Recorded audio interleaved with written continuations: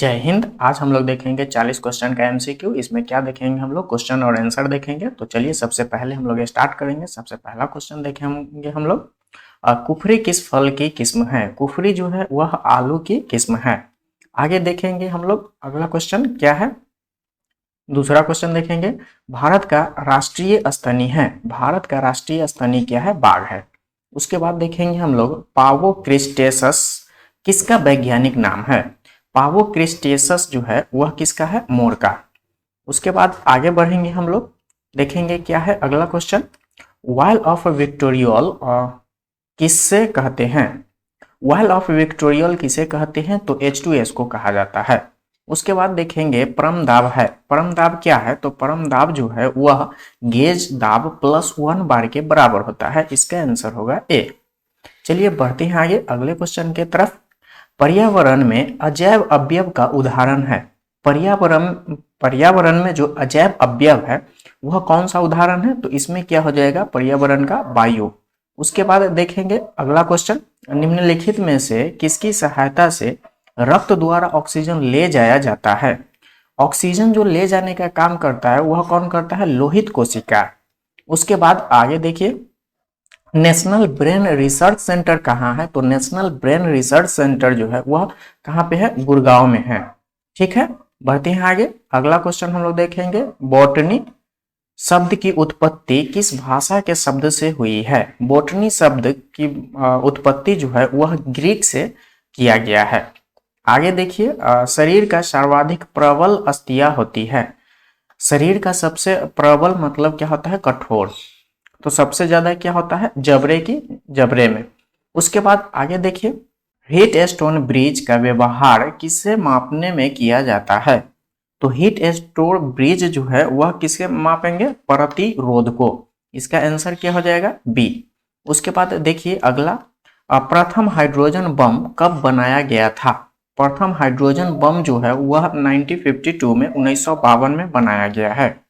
उसके बाद देखिए, शहरी बकरी के नाम से कौन जानी जाती है। तो शहरी बकरी के नाम से कौन जाना जाएगा, तो बरबरी, यानी इसका आंसर होगा सी। देखिए आगे, जीवों एवं वातावरण के अंतर अभिक्रिया के संबंध से जीव विज्ञान की शाखा कहलाती है। तो जीव विज्ञान की शाखा क्या कहलाएगा वह देखेंगे। तो इसमें क्या हो जाएगा, पारिस्थितिकी, सी हो जाएगा। उसके बाद देखिए, मेंडलीफ की आवर्त सारणी में तत्वों के वर्गीकरण का आधार क्या है। तो वह जो है तत्वों का वर्गीकरण परमाणु द्रव्यमान पे है। ठीक है, उसके बाद बढ़िए आगे देखते हैं आगे अगला क्वेश्चन। अगला क्वेश्चन में देखेंगे, व्हेल के हृदय में कितने चेंबर होते हैं। व्हेल के हृदय में कितने चेंबर होते हैं, 4 चेंबर होते हैं।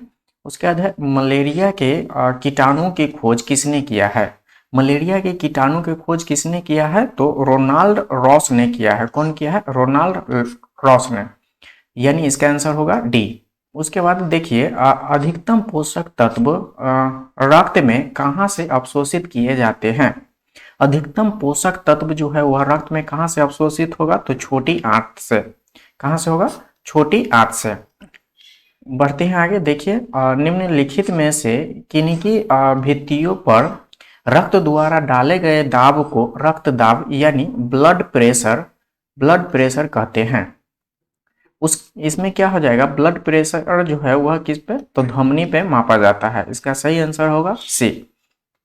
उसके बाद देखिए आगे, डीडीटी की खोज किसने की थी। तो डीडीटी की खोज किसने किया था, तो डॉक्टर पॉल मूलर ने किया है। कौन किया है, डॉक्टर पॉल मूलर ने। उसके बाद बढ़ते हैं आगे देखिए, पित्त निम्न में से किसके द्वारा पैदा किया जाता है या उत्पन्न किया जाता है। तो पित्त जो है ना वह यकृत से उत्पन्न होता है और पित्ताशय में जमा होता है। इसका आंसर होगा सी। देखिए आगे अगला क्वेश्चन हम लोग देखेंगे, डॉल्फिन वर्गीकृत किए जाते हैं। डॉल्फिन जो है वह वर्गीकृत किस में होगा, स्तनी में होगा। उसके बाद देखिए अगला, पशुओं में होने वाला अफरा रोग के कारण है। पशुओं में अफरा रोग जो होता है वह दूषित आहार के कारण होता है। उसके बाद आगे बढ़ेंगे हम लोग, गेहूं में खाने योग्य भाग कौन सा होता है। गेहूं का जो हम लोग खाते हैं वह कौन सा भाग है, भ्रूणपोष भाग होता है। उसके बाद देखेंगे, निम्नलिखित में से नियत ताप प्राणी कौन सा है? नियत ताप प्राणी कौन सा होगा? तो चमगादड़ होगा। इसका आंसर होगा डी। आगे देखिए, आर्गन की खोज किसने की है? आर्गन की खोज किसने किया है? तो रैमजे ने। कौन किया है? रैमजे ने।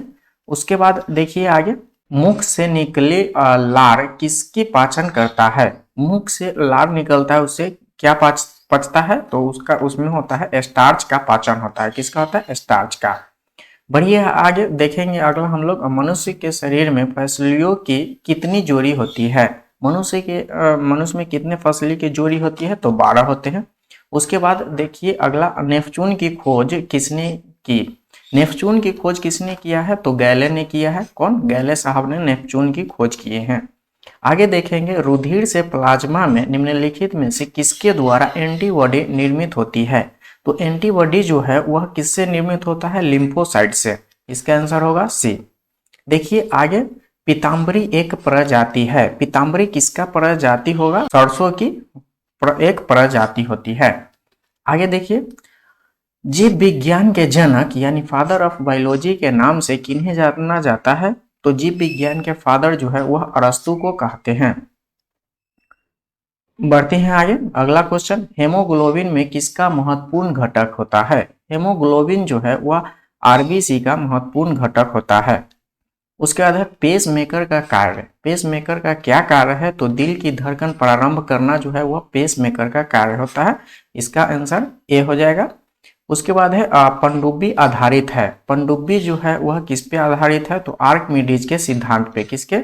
आर्किमिडीज के सिद्धांत पे। उसके बाद देखिए, आधुनिक आवर्त सारणी में 17वें वर्ग को क्या कहा जाता है? आधुनिक आवर्त सारणी में 17वें वर्ग को हैलोजेंस कहा जाता है। क्या कहा जाता है? हैलोजेंस। उसके बाद देखेंगे, मानव शरीर के किस अंग की हड्डी सबसे लंबी होती है? मानव शरीर की सबसे बड़ी हड्डी कौन सी होती है? तो जांघ की हड्डी होती है। उसके बाद देखिए, गामा किरण की खोज किसने की? गामा किरण की खोज जो है वह पॉल बिलाई ने किया है। इसका आंसर हो जाएगा सी। उसके बाद देखिए अगला देखेंगे हम लोग, रक्त को जमने में कौन सा प्रोटीन उपयोग में आता है? रक्त को जमने में कौन सा प्रोटीन अगर पूछे तो फाइब्रोजेन होगा, फाइब्रोनोजेन होगा। उसके बाद देखिए अगला, सबसे बड़े उड़ने में असमर्थ पक्षी जो सबसे तेज गति से दौड़ सकता है वह है, क्या है? ऑस्ट्रिच। इसका आंसर हो जाएगा बी। बढ़ते हैं आगे, देखिए नींबू में कैंकर रोग होता है। नींबू में कैंकर रोग किसके कारण होता है?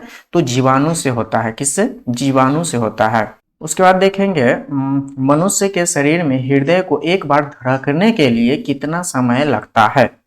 हृदय अगर एक बार धड़केगा तो कितना समय लगेगा उसको? तो 0.8 सेकेंड लगेगा। अगर आपको वीडियो अच्छा लगा है तो लाइक कीजिए, सब्सक्राइब कीजिए और शेयर जरूर कीजिए। So thanks for watching.